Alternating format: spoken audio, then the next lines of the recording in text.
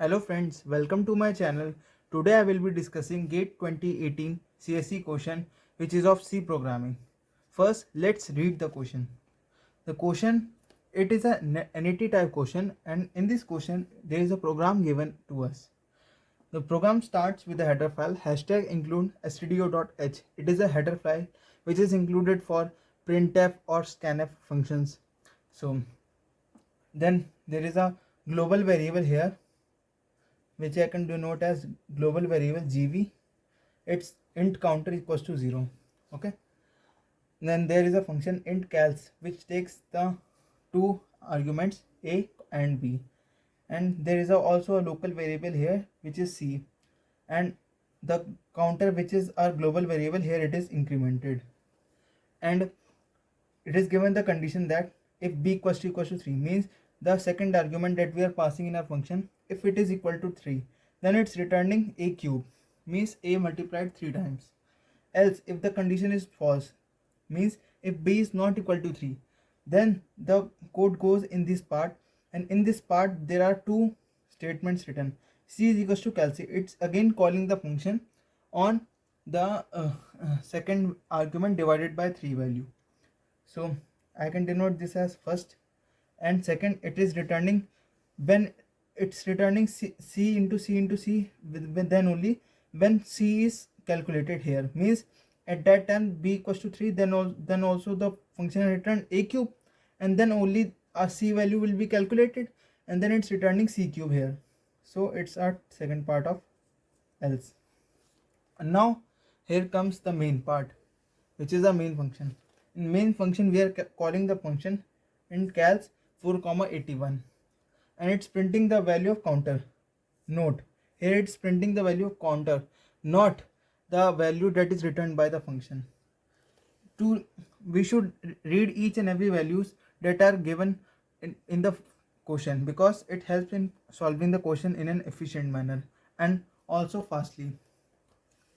And the question is asking us the output of the program. So coming to our main condition, it's saying that it's calling 4,81. So I will denote here.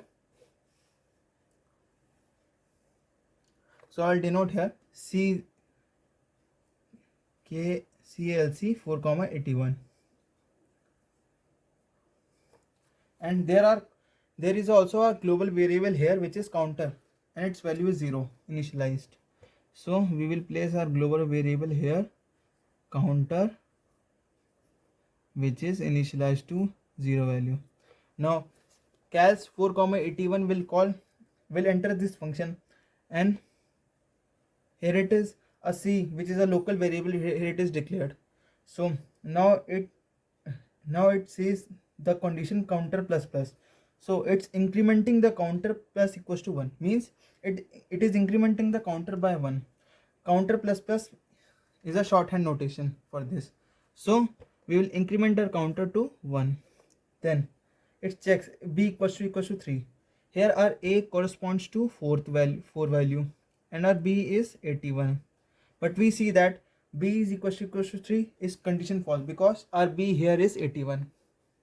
So b condition false, so we'll enter the else part, and in else part we will calculate first c is equals to cal c a comma b by 3.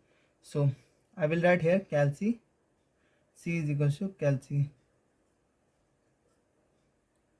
4,27, which is 81 by 3 is 27. Okay, now second part will not be evaluated until unless we have this value of cal c 4,27. So it again calls recursively to its own function.